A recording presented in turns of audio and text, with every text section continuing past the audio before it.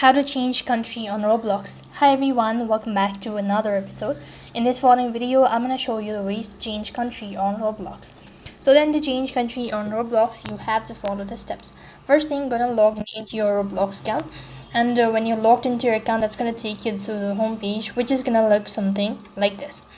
So there's no such direct way of changing your region or your location on Roblox. However, you can try some alternative steps in order to change your region.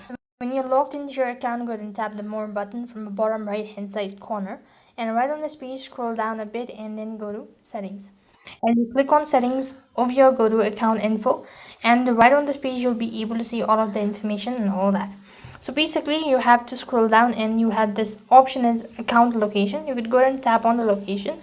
And from here, you could go ahead and change the location. And at the same time, you also need to go ahead and change your language. Go ahead and select the language according to the country that you are changing to.